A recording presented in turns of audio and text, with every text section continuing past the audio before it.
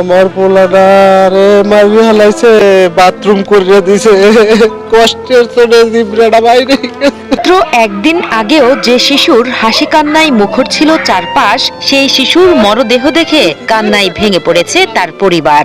নিখোঁজের একদিন পর মিলল 5 বছরের ছোট্ট শিশু সাফওয়ানের রক্তাক্ত নিথর দেহ।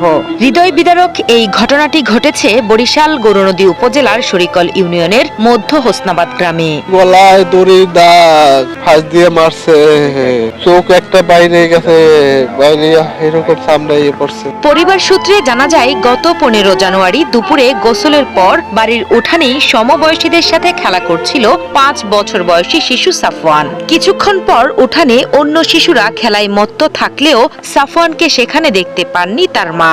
একসময় আশেপাশের সব জায়গায় ভালো করে খুঁজেও পাওয়া যায়নি। সেদিন রাতেই গৌরনদী থানা পুলিশকে বিষয়টি জানানো হলে পুলিশ ঘটনাস্থলে এসে তল্লাশি চালিয়েও খুঁজে পাননি অবুঝ শিশুটিকে। তো খেলার উদ্দেশ্যে ঘর থেকে বের হয়েছে, তো সবাই দেখছে কম বেশি যে ও খেলতেছে। একটার দিকে যখন একটা বাজছে তখন ও কোথাও পাইতেছে না। মোটামুটি বাড়িতে সবার বাচ্চা কাচ্চা যারা আছে সবার কাছেই খুঁজতেছে, কোথাও পাইতেছে।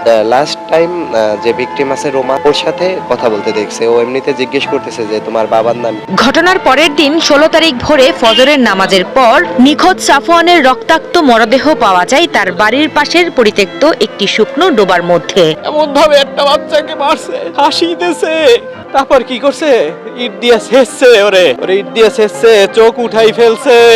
এটা সর্বোচ্চ বিচার চাই যারা এর সাথে সংশ্লিষ্ট জড়িত।